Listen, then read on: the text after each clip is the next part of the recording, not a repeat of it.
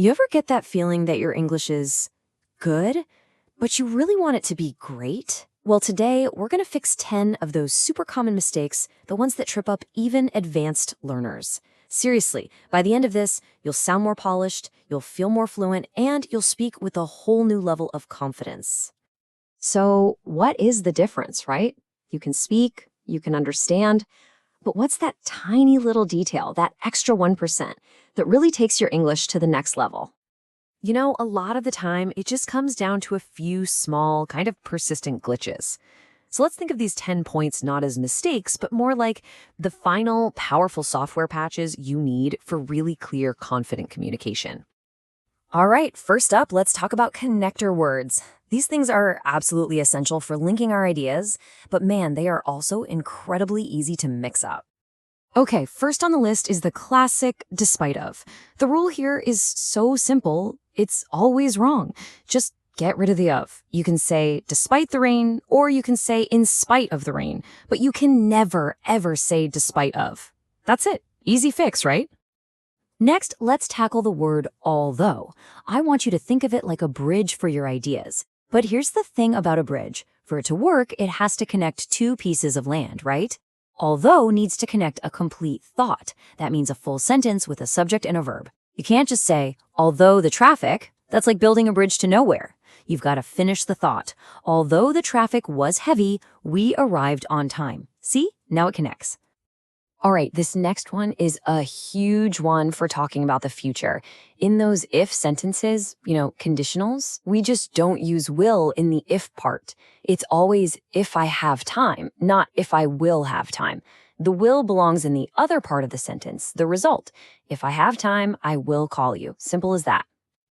Okay, let's move on to our next section, verb pattern traps. Oh man, getting these tricky little patterns right is an absolute game changer for sounding more natural.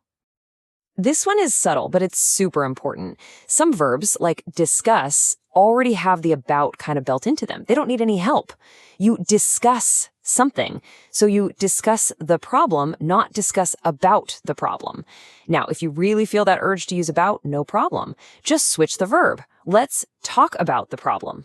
Easy. Ugh, it is so tempting to say, I suggest to go, isn't it? But that's a classic trap. After verbs like suggest or recommend, you've got two main options. You can use the ing form, like I suggest going, or you can use the full that structure. I suggest that we go. Both are perfect. Okay, now here is a really tricky one. That phrase, look forward to. That little word to is a bit of a trickster.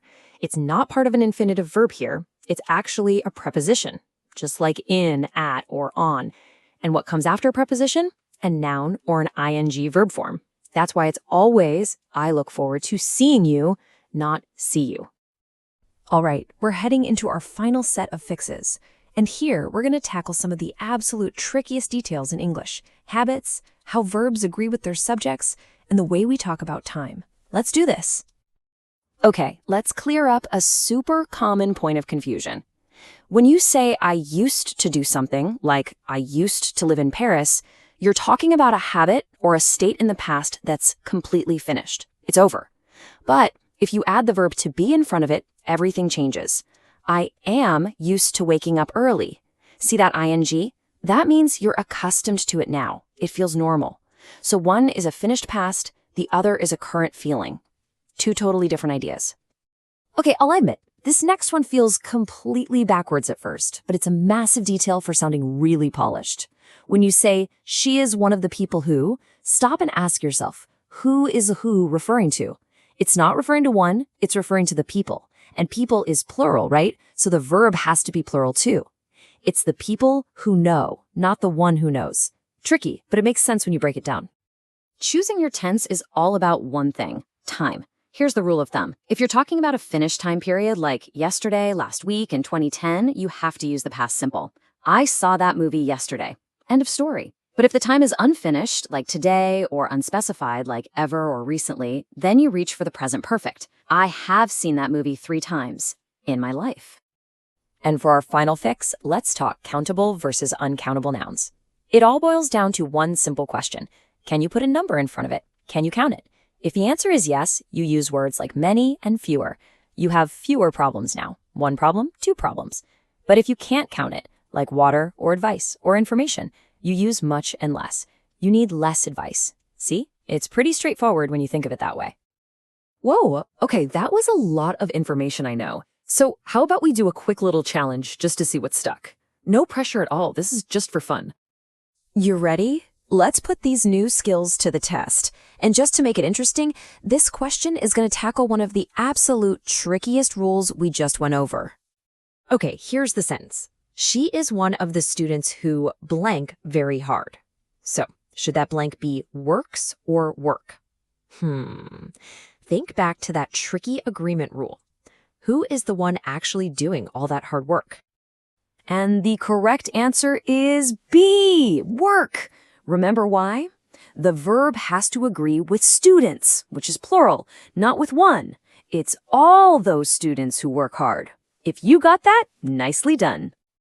So let's wrap this up. What's the real goal here? Look, it's not about memorizing a million rules or sounding like some kind of robot. It's simply about clear, confident communication. It's about knowing you have the tools to say exactly what you mean. Just remember, these little fixes can make a huge, huge difference. They're what closes that gap between good English and truly great English. So the only question left for you is, with this new confidence, what are you going to do?